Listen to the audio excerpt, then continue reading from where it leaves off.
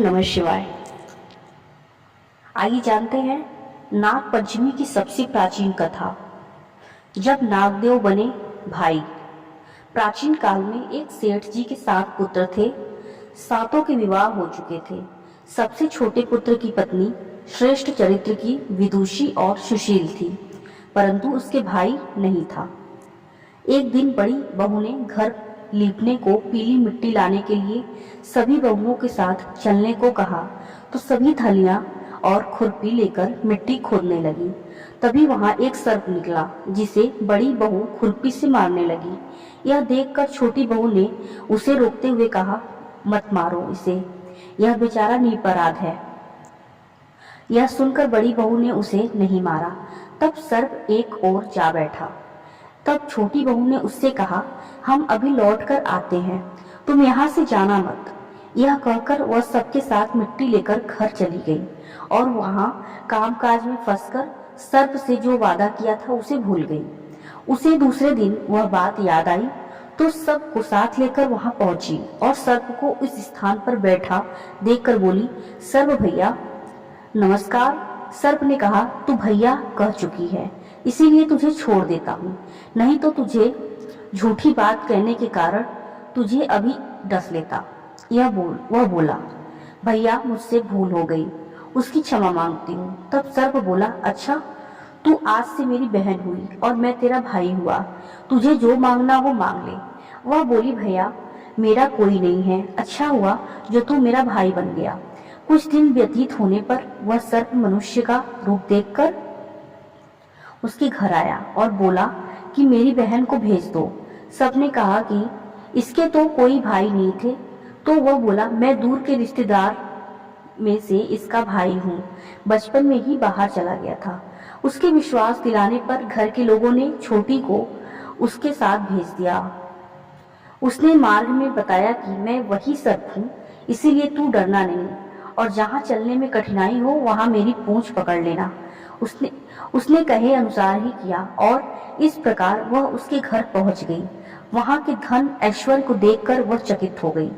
एक दिन सर्प की माता ने उससे कहा, मैं एक काम से बाहर जा रही हूँ, तू अपने भाई को ठंडा दूध पिला देना। उसे यह बात ध्यान न रही और उसने गर्म दूध पिला दिया, जिससे उसका मुख बेतरह जल गया। यह देखकर सर्प की माता बहुत क्रोधित हुई, परंतु सर्प के समझाने पर शांत हो गई। तब सर्प ने कहा कि बहन को अब उसके घर भेज देना चाहिए। तब सर्प और उसके पिता ने उसे बहुत सा सोना चांदी जवाहरात वस्त्र भूषण देकर उसके घर पहुंचा दिया। इतना ढेर सारा धन देखकर बड़ी बहू ने ईर्ष्या से कहा, भाई तो बड़ा धनवान है, तुझे तो उससे और भी धन लाना चाहिए। सर्प ने यह वचन सुना तो सब वस्तुएं सोने की लाकर दे दी। यह देखकर बड़ी बहू ने कहा, इन्हें झाड़ने की झाड़ू भी सोने की होनी चाहिए। तब सर्प ने झाड़ू भी सोने का लाकर रख दी। सर्प ने छोटी बहू को हीरा मणियों का एक अद्भुत हार दिया। उसकी प्रशंसा उस देखकर रानी ने भी सुनी और वह राजा से बोली कि सेठ की छोटी बहू का हार यहाँ आना चाहिए। राजा ने मंत्री को हुक्म दिया कि उससे वह हार लेकर शीघ्र उपस्थित हो। मंत्री ने सेठ जी से जाकर कहा कि महारानी जी छोटी बहू का हार पहनेंगी, वह उससे लेकर मुझे दे दे।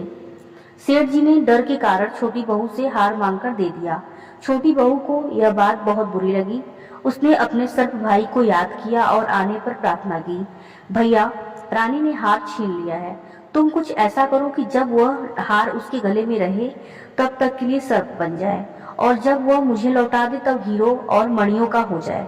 सर्प ने ठीक वैसा ही किया। जैसे ही रानी ने हार पहना वैसे ही वह सर्प बन गया। यह देखकर रानी चीख पड़ी और रोने लगी। यह देखकर राजा ने सेठ के पास खबर भेजी कि छोटी बहू को तुरंत भेजो। सेठ जी डर गए कि राजा न जाने क्या करेगा। वे स्वयं छोटी बहू को साथ लेकर उपस्थित हुए। राजा ने छोटी बहू से पूछा, तूने क्या जादू किया है, मैं तुझे दंड दूंगा। छोटी बहू बोली, राजन गृष्ठता क्षमा कीजिए, यह हार ही ऐसा है कि मेरे गले में हीरो और मणियों का रहता है और दूसरे गले में सर्प बन जाता है। यह सुनकर राजा ने वह सर्प बना हार उसे देखकर कहा, अभी पहन कर दिखाओ। छोटी बहू ने जैसे ही उसे पहना वैसे ही हीरो मणियों का हो गया। यह देखकर राजा को उसकी बात का विश्वास हो गया और उसने प्रसन्न होकर उसे बहुत ही मुद्राएं भी पुरस्कार में दे दी। छोटी वह अपने हार और इन सहित घर लौट गई। उसके धन को देखकर बड़ी बहू ने ईर्ष्या के कारण उसके पति को सिखाया कि छोटी बहू के पास कहीं से धन आया है। यह सुनकर उसके पति ने अपनी पत्नी को बुलाकर कहा, ठीक बता कि यह धन तुझे कौन देता है। तब वह सर्प को याद करने लगी। तब उसी समय सर्प ने प्रकट होकर कहा, यदि मेरी धर्म बहन के आचरण पर संदेह प्रकट करेगा तो मैं उसे खा लूंगा। यह सुनकर छोटी बहू का पति बहुत प्रसन्न हुआ और उससे सर्प देवता का बड़ा सत्कार किया। उसी दिन से नाग पंचमी का त्योहार मनाया जाता है और स्त्रियां सर्प को भाई मानकर उसकी पूजा करती हैं। कहानी पसंद आई हो तो इस कथा को जरूर शेयर करें, लाइक करें, कमेंट करें और चैनल को सब्सक्राइब भी जरूर करें। धन्यवाद।